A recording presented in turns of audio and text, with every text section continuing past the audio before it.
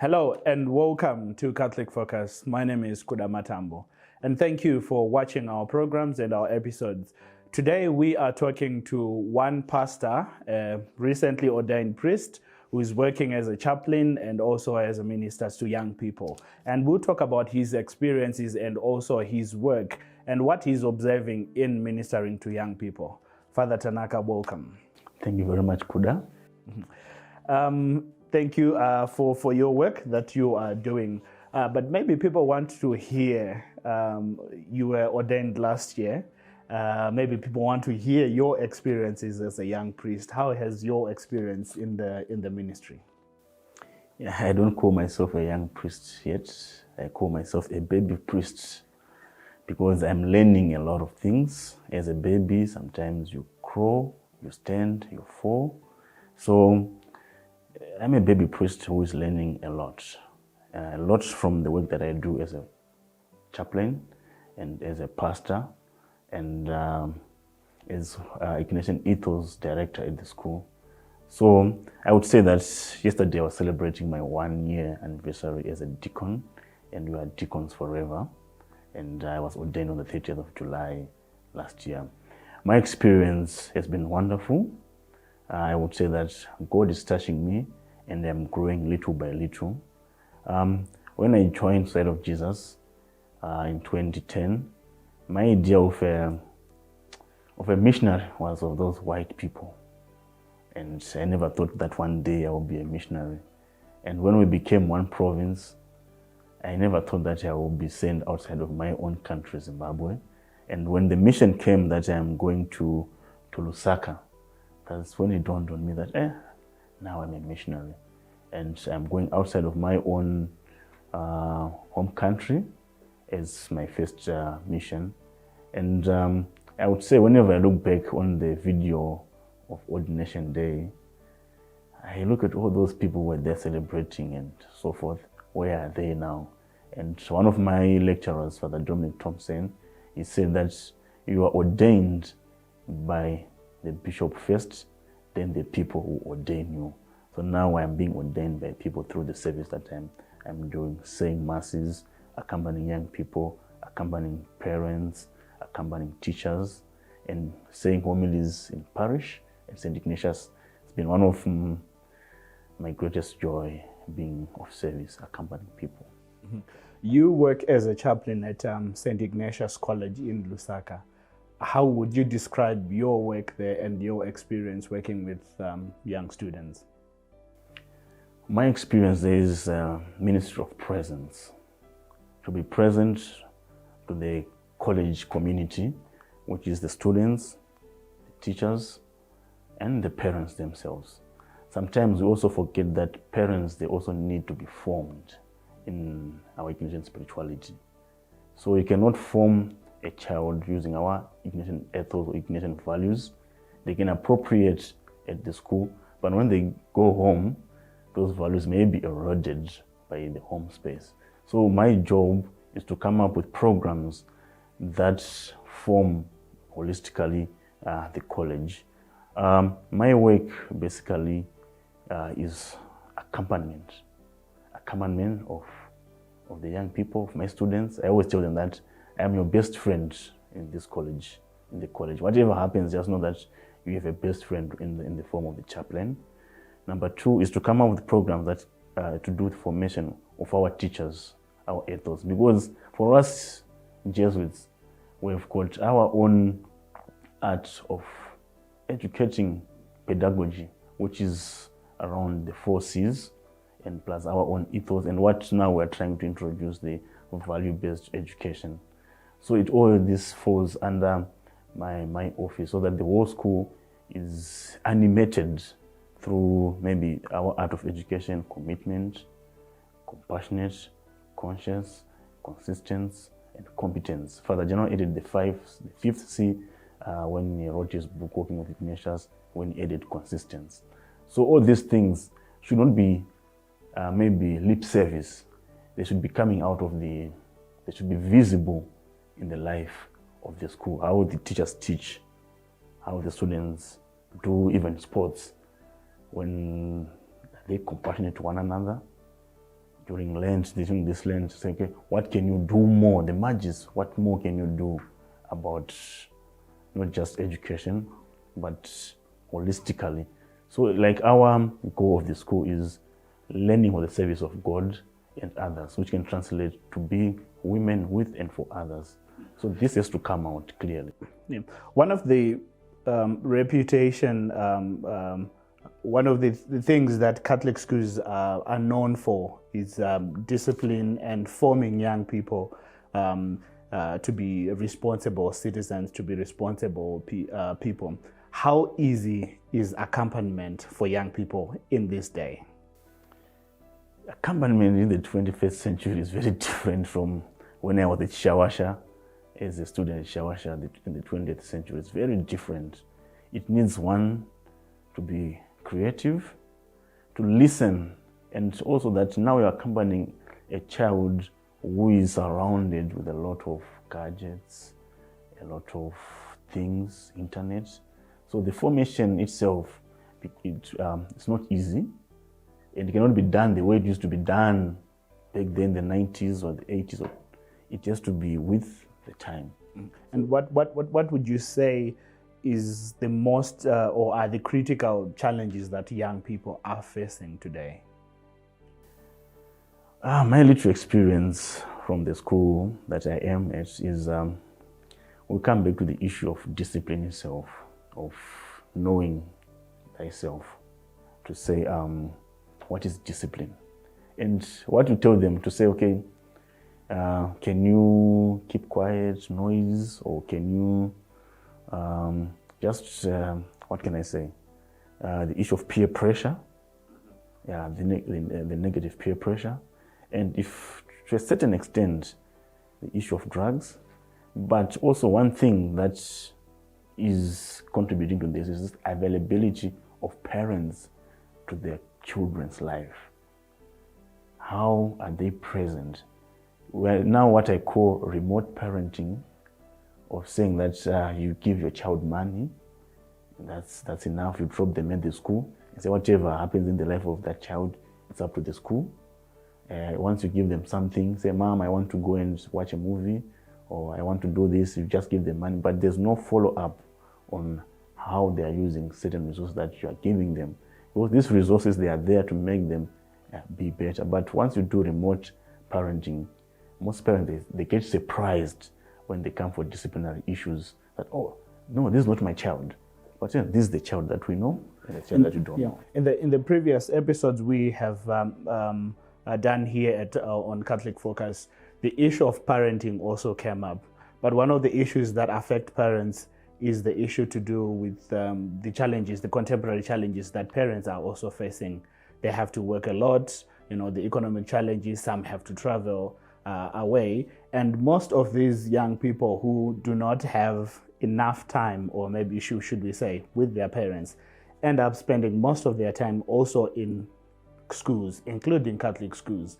So how best do you think the Catholic Church is responding in terms of Catholic schools to the needs of these young people in this present day?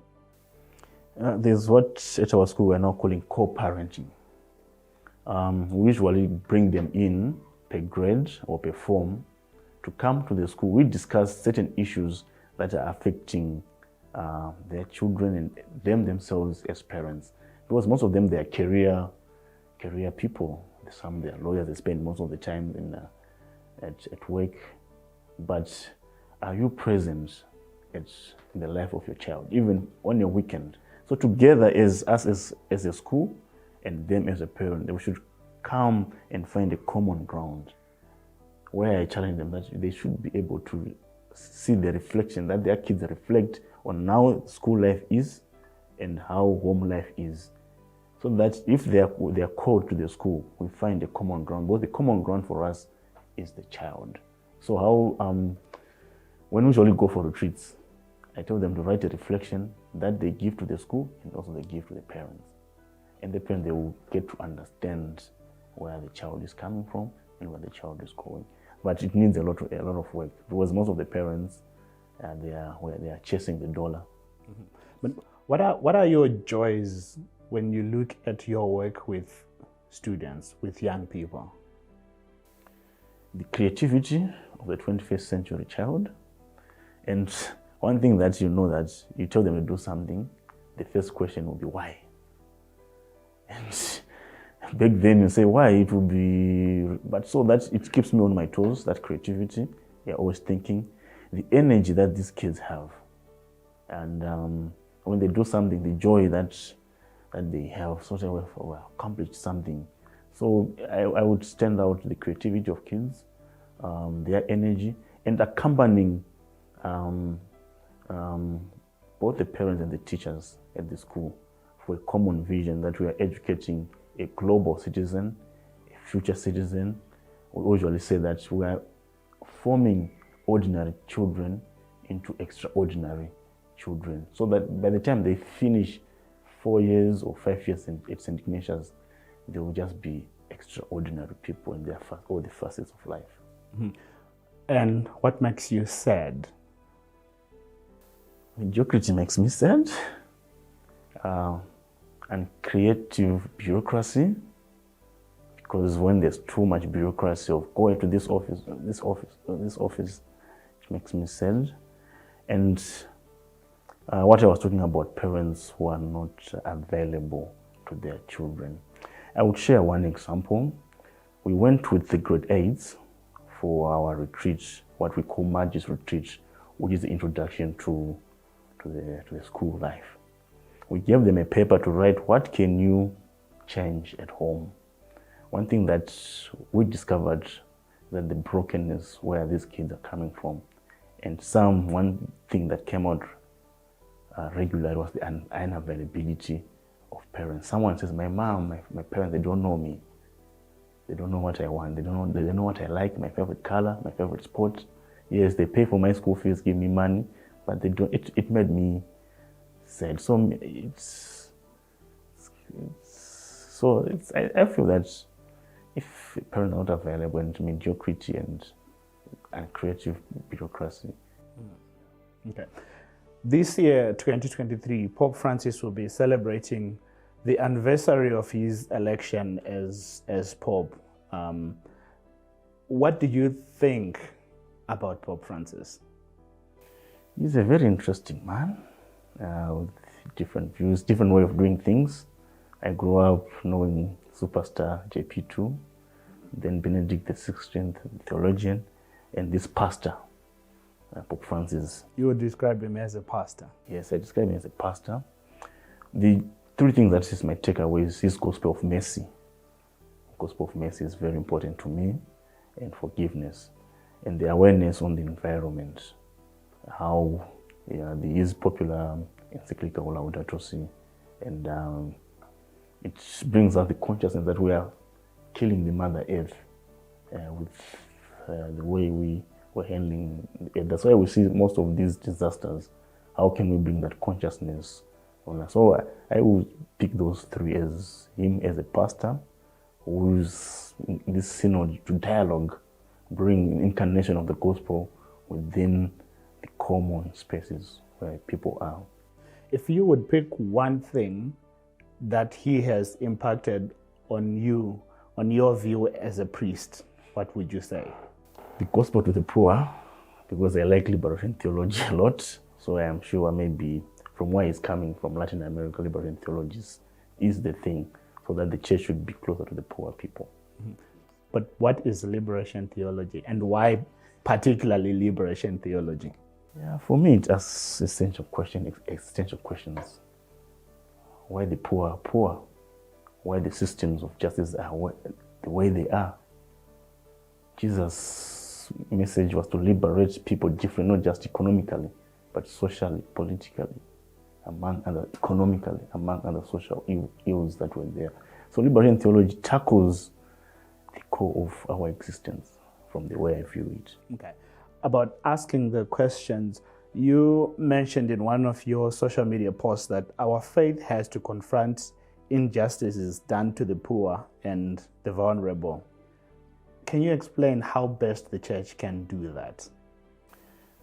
The church should be more courageous, more creative in asking these questions. The church which is on the streets. One of my friends, he says he's a street theologian. And Pope Francis says we should be a church that smells the sheep. Why should we not ask if the country where there's corruption, there is a way of asking those questions? CCJP, they should be more effective the way they used to be. Even us as Jesuits, we need to go back to the streets. So Vera House, many other social centers that we have maybe here in Zimbabwe, JCTR in Zambia, Jesuit Institute in South Africa, to really confront and do things that are objective, that makes maybe the government of the day to listen to us, to say what the church is saying is true. That's why Jesus, when he used to talk with the rulers of the day, he would not just be bluffing. They listened to him because he was saying the truth, and he was the truth and the light. Once we are led by the truth of Christ and the light of Christ, I feel that the government of the day, they will always be able to listen to us. But we do it in a creative, non-confrontational, but objective way. And what do you think the lay people should do in the current circumstances? Yeah, they are the church and we are the church, all of us, the lay people and the ordained ministers. As I said, more courageous, make their faith more expression. When I say our faith, I believe our faith is not God being a magician. When you pray, that I pray that I get a GD6 at the end of the day when I'm facilitating corruption at my workplace. Our faith should be faith that confronts the injustice of the world. So as a layman, when you know that my Catholic values that of justice and reconciliation, how do that translate in your workspace? As a teacher, you as a media person, what you are doing right now, you're actually propagating faith and justice. So someone who is a bank manager, as a Catholic, it should trickle down so that this is a Catholic. I hope I score for the heaven some points there. I mean, looking at your concerns for how we are ministering to young people, how the faith, how people are using their faith, to challenge the injustices in the world today. What is your advice to people who are working with young people who animating youth programs in the church?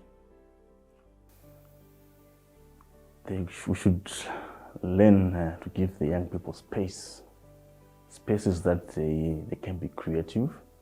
Because when I was a youth with our animators, they were always the do's and don'ts. Do this, don't do that. But now the world that we live in is a world that questions why if you say don't do that.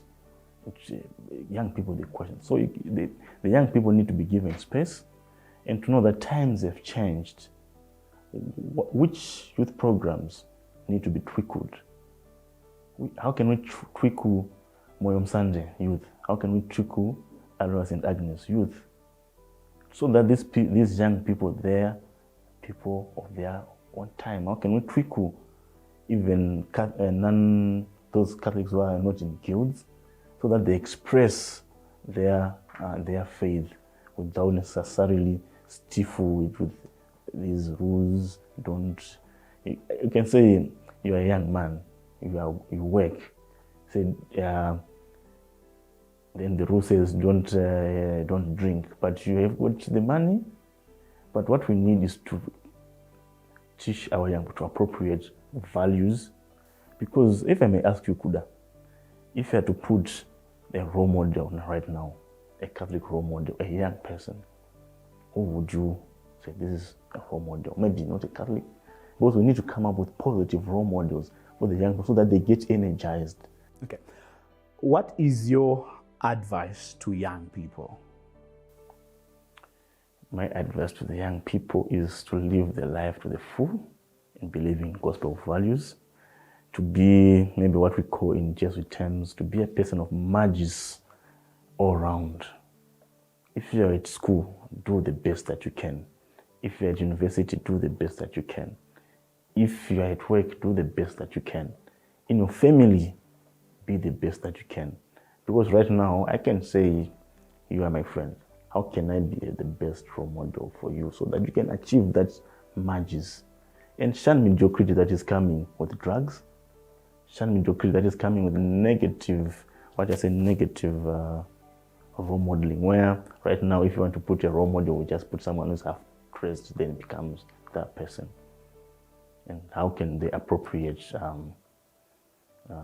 their gospel values and live them to the full in their spaces that they are in? Okay. Father Tanaka, thank you very much for being on Catholic Focus. And thank you once again, viewers, for watching this program. Please do make sure you share it, you subscribe to our channels, and you share it with your friends and family. For now, it's bye.